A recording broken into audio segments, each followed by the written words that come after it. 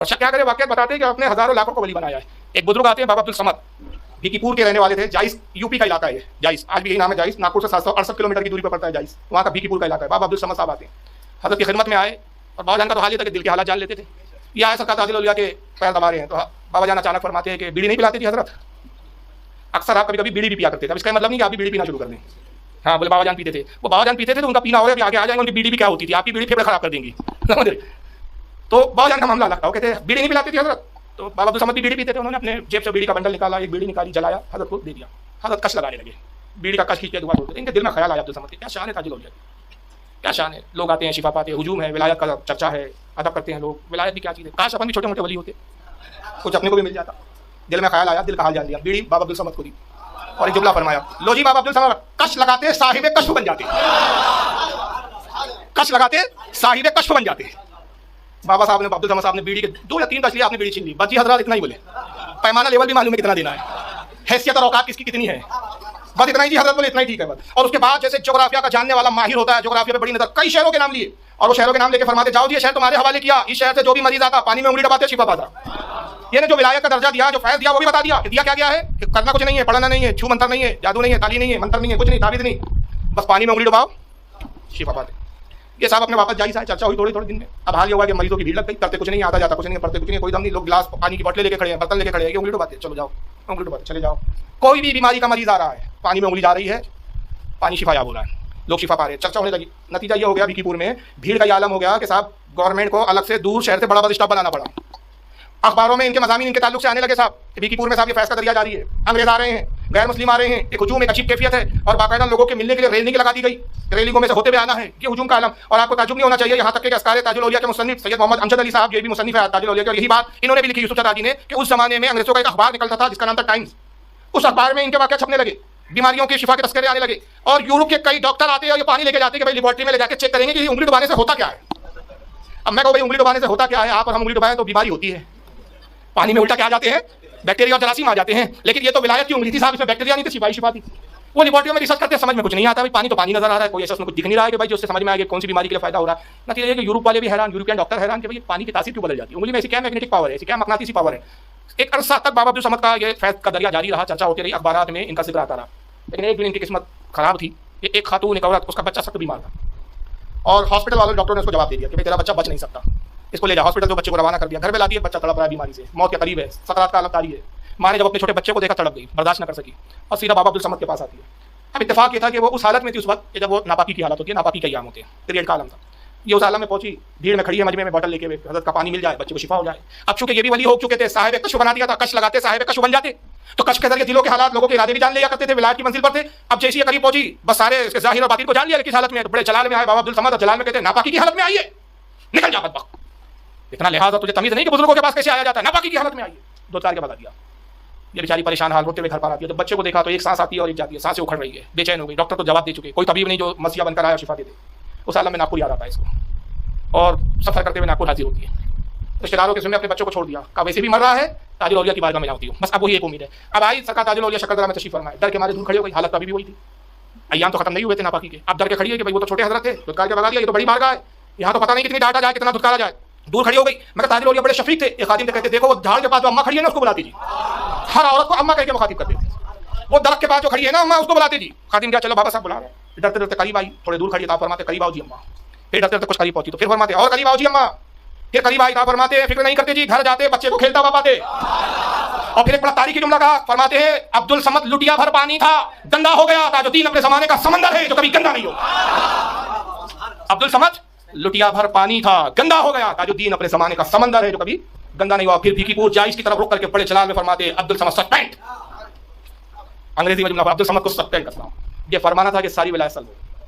अब यहाँ जुमला देखे, अब्दुल समद लुटिया भर पानी था, ताजुद्दीन दरिया है, ये भी तो हो सकता था ना, ताजुद्दीन नदी है, समंदर, दरिया सूख जाते हैं, नदियां सूखती है, समंदर सूखा नहीं करते, नदियां मैली हो जाती है। वो नदियां भी मैली हो गई जिसको कुछ लोग बहुत अहम मानते हैं, उसके साफ करने के लिए करोड़ों अरबों के प्रोजेक्ट चलाए जा रहे हैं। इशारा समझ लें, हिंदुस्तान में बोल रहे हैं, अगरचे वो दूसरों के पाप धोते धोते इतनी खुद मैली हो गई कि खुद, अब क्या बोले यार, मैं क्या बोलूं, आप समझ लें इशारा।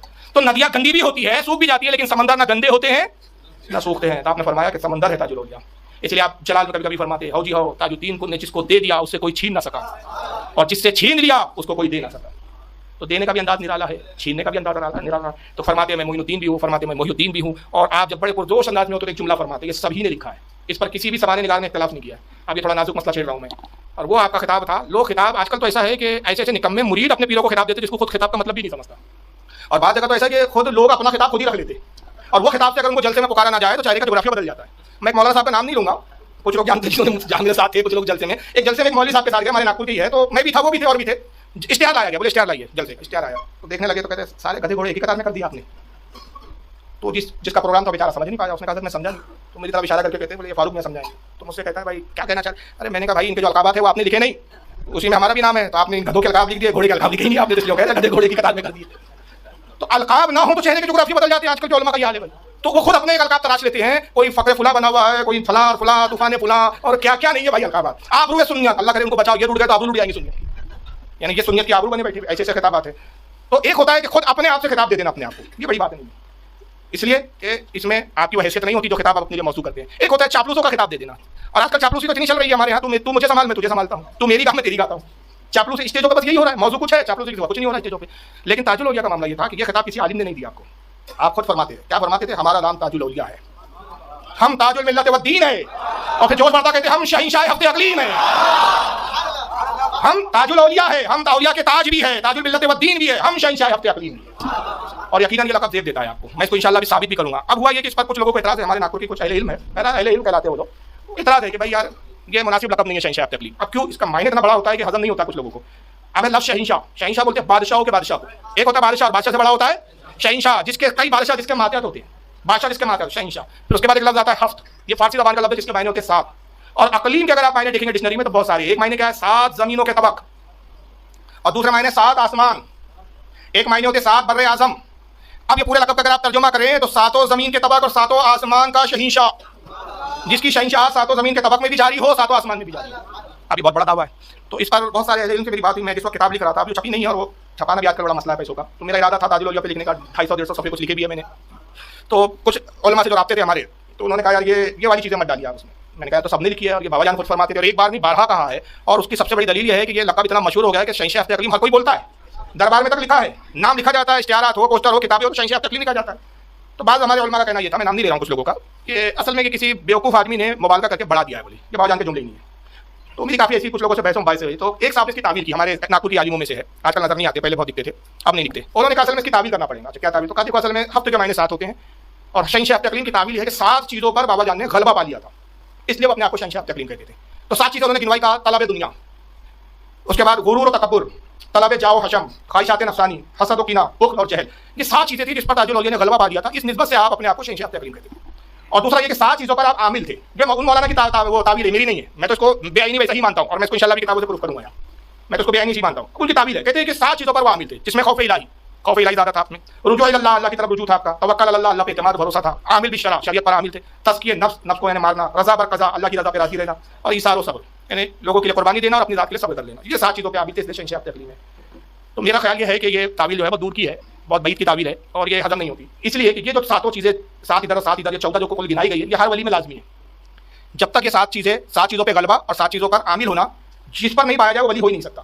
ہر ولی کے لیے 7 چیزیں لازمی ہیں, 7 چیزوں پہ غلبہ پانا ہے اس کو, 7 چیزوں پر عامل ہونا ہے. اب اگر یہ مان لیا جائے جب ہر ولی کے لیے لازم ہے, تو شہنشاہ ہفتے اقلیم کے لیے بھی اگر یہی کہا جائے تو پھر لفظ شہنشاہ ہفتے اقلیم یہ پھر بعد دن کی خصوصیات نہیں رہ جاتا. اس کے لیے آپ ایک چیز دیکھ لیں, غوث اعظم کی کتاب فتح الغیب اس وقت ٹیبل پر بھی موجود ہے, بیروت سے چھپی ہے, یہ شرح فتح الغیب ابن تیمیہ کے حاشیے کے ساتھ ہے, سرکار غوث اعظم کی. غوث اعظم خود کیا فرماتے ہیں ذرا سنیے. فتح الغیب مقالہ نمبر 28 سے صفحہ نمبر 17. غوث اعظم فرماتے ہیں یا مترقب الباب مردود الی ذلک, کہتے ہیں فتح باب کے کھلنے کا انتظار کرنے والے آہستہ ہو جا. یہ ولیوں سے مخاطب کر رہے ہیں کہ اے اللہ کے ولی, وہ ولی جو اس امید میں انتظار کر رہا ہے کہ اللہ کی رحمت کے ولایت کے دروازے کھل جائے اس پر, تو اس پر کہتے ہیں آہستہ ہو جا, ذرا ٹھہر جا. وقت بقیت علیک منہ وفیک ذرۃ ومنہ, کہتے جب تک تجھ میں تھوڑی سی بھی خواہش نفسانی ہے اور کچھ آرزویں تجھ میں باقی ہے, یہ ولایت کا دروازہ تجھ پر نہیں کھلے گا.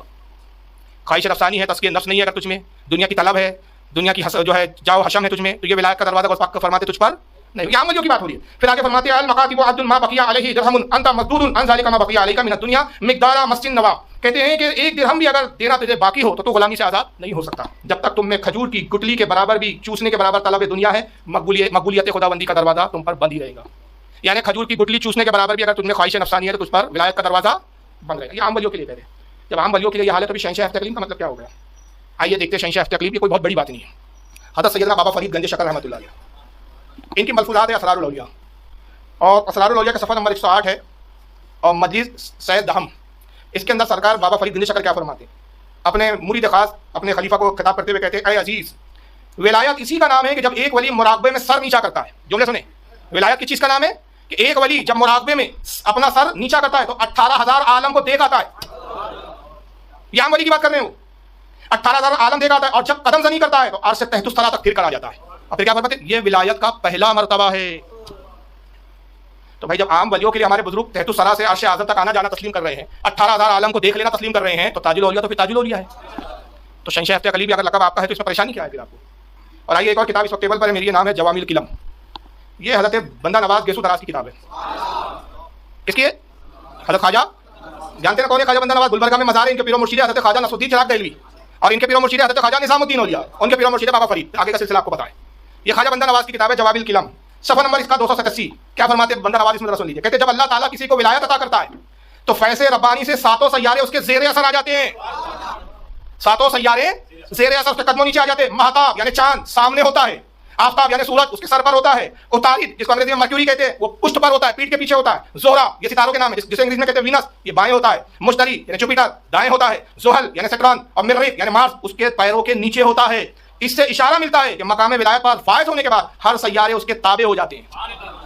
ہر سیارے اس کے تابع ہو جاتے ہیں. یہ سنت الہی ہے، اس کے خلاف کبھی نہیں ہوتا. یہ بندہ نواز، اس کے بہت حوالے اس کتاب میں ملیں گے. میں صرف دو پہ ابھی اکتفا کر رہا ہوں کیونکہ تھوڑی سی علمی بحث ہے، وہ جلدی ہوتی ہے سننے میں جلسوں میں. کتاب میں آدمی پڑھ لیتا ہے. میں نے اس پہ بہت دلائل دیے کہ ولایت کی ابتدائی منزلوں کے بارے میں ہمارے صوفیات بزرگوں نے کیا کہا ہے. تو جب ابتدائی منزل یہ ہے کہ ساتوں سیارے پیروں کے نیچے ہے، تو اگر سرکار تاج الاولیاء کہے کہ ساتوں آسمان میں میری شہنشاہت ہے تو اس میں تکلیف کیا ہے؟ پھر اس پہ پھر نہ ماننے والی بات کیا ہے؟ اور میں تو کہتا ہوں تاج الاولیاء کی ولایت کا سر زمین میں نہیں ہے صاحب، لوح جو سب سے آخری مقام ہے. سمجھ رہے؟ لوح جہاں پہ تقدیریں لکھی ہوئی ہے. لوح اور قلم یہ دو چیزیں. قلم کیا ہے؟ سب سے پہلے حضور کے نور کے بعد اللہ نے قلم کو پیدا کیا. ترمذی شریف کی حدیث ہے کہ اللہ نے سب سے پہلے قلم کو پیدا کیا، اور اللہ نے قلم سے فرمایا لکھ. تو قلم نے عرض کیا رب کائنات کیا لکھو؟ اللہ نے فرمایا جو کچھ ہو چکا وہ لکھ، اور جو ہونے والا ہے وہ لکھ. تو قلم جو کچھ ہو چکا ہے سب لکھ چکی ہے، لکھ رہی ہے مسلسل لکھنے میں. اور اللہ کے رسول کا اجازت کو سرکار فرماتے ہیں قسم خدا کی میں زمین پر چلتا ہوں اور لوح محفوظ پر چلنے والے قلم کی آواز کو سنتا ہوں.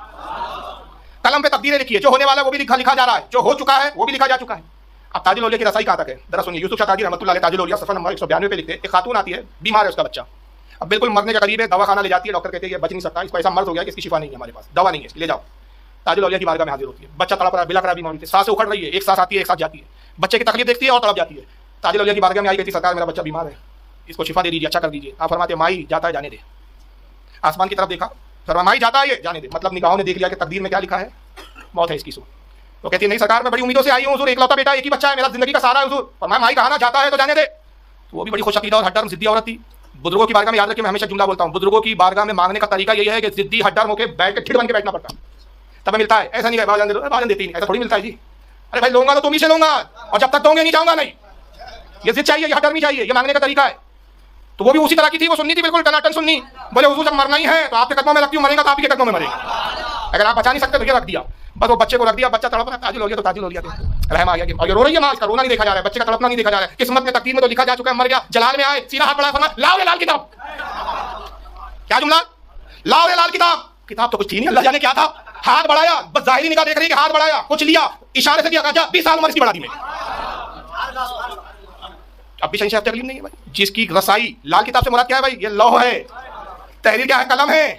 کتاب لوح کی تختی میرے سامنے لاؤ، قلم میرے حوالے کرو، 20 سال عمر بڑھا رہا ہوں. اور لوح محفوظ کا میں نے کہا ساتوں آسمان سے بھی. تو شہنشاہ تکلیف میں کیا پرابلم ہے؟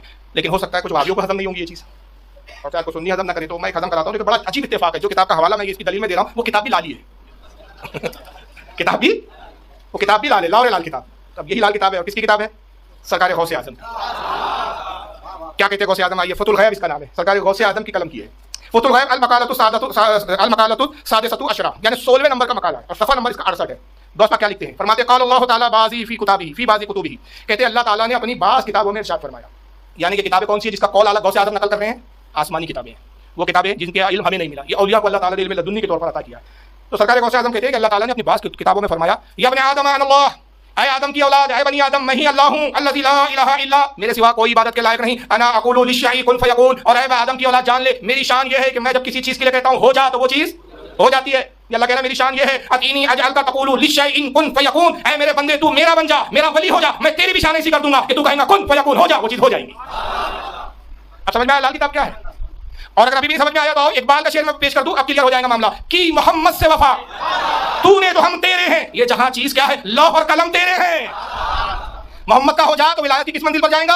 یار یہ جہاں کیا ہے؟ یہ چیز کیا ہے؟ یہ کوئی چیز ہے؟ یہ جہاں یہ تو گری ہوئی چیز ہے، ناکارہ چیز ہے، اس کی تو کوئی اہمیت ہی نہیں ہے، کوئی ویلو نہیں ہے، اس دنیا کی کوئی اہمیت نہیں ہے، کوئی حیثیت نہیں ہے. لوح اور قلم تیرے ہیں. تو لوح پر کیا ہے؟ تقدیریں ہیں. قلم کیا ہے؟ تقدیروں کو لکھتا ہے. تو محمد کا پنجہ قلم تیرے ہاتھ میں تھما دی جائیں گی، لوح تیرے سامنے ہوگا، جس کی چاہے تقدیریں پلٹے رہنا. کی محمد سے وفا تو نے تو ہم تیرے ہیں. یہ جہاں چیز کیا ہے؟ لوح قلم تیرے ہیں. لاؤ لال کتاب، لاؤ تختی، لوح محفوظ میرے سامنے کرو، لاؤ لال کتاب. 20 سال عمر پڑا. یہ ہے تاج الاولیاء کا فیضان، یہ ہے شہنشاہ ہفتے حقلیم کی ہماگیریت.